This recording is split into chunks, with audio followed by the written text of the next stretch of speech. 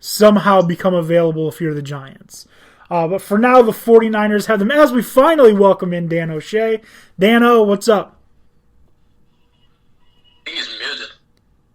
I am here. I thought today was Tuesday, so my apologies, gentlemen. That's fine. That is fine. In a quarantine where everything's dragging, you fucking went backwards? I'm still working, so, it felt good to realize it was Wednesday, and then I looked at the time, and I was like, oh. It's all right. We still got 3. Late, but better late than never. Yep. It's literally the only thing you can gauge your fucking schedule on, and you fucked it up.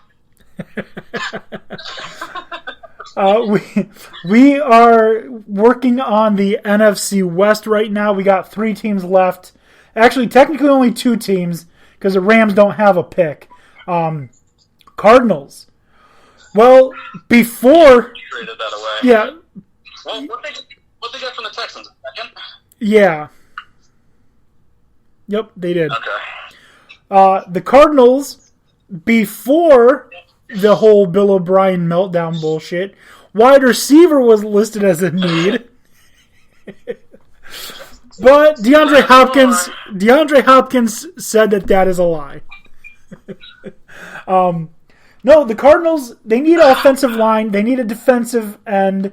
They need defensive line, tight end, defensive back. Pick 8 right here. Yep. Javon Kinlaw, Andrew Thomas, Jedrick Wills.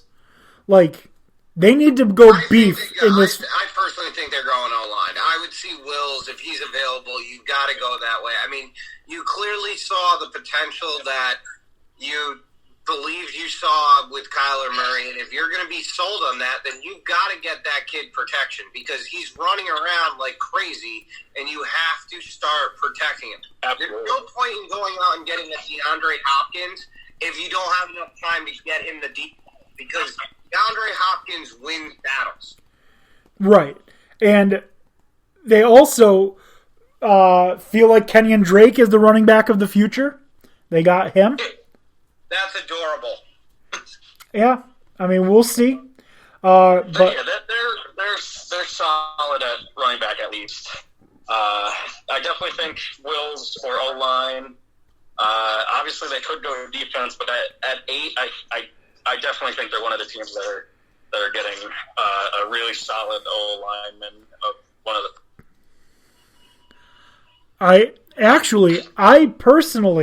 I think that this is a good spot to go D-line. You have a quarterback that's athletic, doesn't even use a clean pocket when he plays.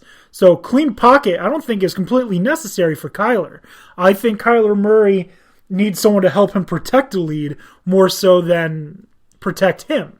Obviously, if all of the offensive linemen fall and there's no one else that you like, then go with one of the offensive linemen. But I like Javon Kinlaw here. It might be a little early for him. Or Brown from Auburn is also a good option here. But if you have an offensive lineman you like, by all means, take him. Yeah, I get their needs on defense, but I still think I believe they were like one of the worst offensive lines in the league last year. And you need to give Kyler some time. You're right, he's mobile. He doesn't need, to sit in the pocket, but he still needs more than 2 seconds. Right. And to go back to actually piggyback off what Dan's saying, yeah, he's a mobile quarterback, but in the same sense, you don't necessarily want that mobility to be something that he has to rely on. We've seen it too many times with mobile quarterbacks that mobility ends up being their Achilles heel. And you don't, if you really believe in Kyler Murray, you cannot continue to put him in that situation. Right. No, you're right. But let's. I mean, yeah, they need a lot of help. So. Right. I do think, like I said, if you have the offensive lineman that you want, don't settle for Mekhi Becton if you don't like him. Don't settle for Tristan Wirfs if you don't like him. But if you like Andrew Thomas, grab him if he's there. If you like Jedrick Wills, grab him if he's there. But don't take a guy you don't like because you feel like you have to. Oh, no, I completely agree with you. I think you need to take someone that you like. Don't reach for someone that you're skeptical about. But in the same sense, I say evaluate the situation and how everything breaks down because, you really can't lose whether you go offense or defensive line. You need them. You have a prime picking position, and you really have to go with the one that you feel most comfortable. I just think that the need at this point is to try and give Kyler some help. You're right. You're right. Now, we are running out of time, so let's get through the Seattle Seahawks. Like I said, Rams don't have a first-round pick. Seahawks picking at 27. They need defensive end, offensive line, defensive line, safety, and running back. This is a good spot, I think, for Yetur Gross-Matos and Xavier McKinney. If either of them are there, they're the ones I take. McKinney maybe first, Gross-Matos second. But it depends on what they value. I like Yetur Gross-Matos, him being from Penn State. You like his name. I think that they're two players that I think could instantly help the Seahawks. And they don't need a whole lot. I mean, maybe a running back. Maybe this is where J.K. Dobbins goes. Who knows? But I like the Gross-Matos pick because, it doesn't seem like they're going to get Jadeveon to return. And that is a great pick to be able to grab him just because of the fact that you can easily supplement somebody in who's a rookie that you have for a long time for someone you lost that was demanding a lot of money. Right. That's why I think Yetur Gross-Matos and Xavier McKinney are the two best options for them if they're there. Yeah, I definitely tend to agree with you guys there. Another name I saw being mocked to them was Epinesa, which is I think a fine pick. But yeah, if they don't get Clowney back, and I'm kind of, I'd be interested in the Jets getting him, but only at a reasonable price. Then Gross-Matos makes the most sense.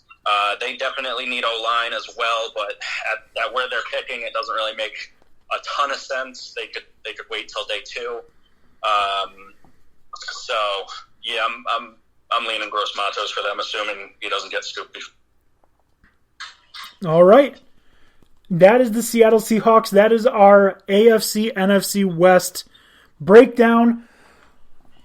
Time to end the show the way we usually do. That is our This Week in Sports History. On April 13th, 1954, Milwaukee Braves' Hank Aaron plays his first Major League game. Nice. He went 0 for 5. Yeah, well, that's not going to last. Yep. All right. Yes, sir. All right, guys. Thank you guys for being here. We had a good stuff to talk about. I think we did a really good job. Next week, we're going to finish this up just before the draft. Next Wednesday, we're talking AFC, NFC North to round out the entire NFL, teams' needs, players that fit those needs, where they're picking. If you want to check us out on Twitter, do so. We are at Dan D'Antoni. On Facebook, we are Dan D'Antoni Sports. Send us an email. We're dandantonisports@gmail.com. So for Dan, Tony, and Dan, thank you.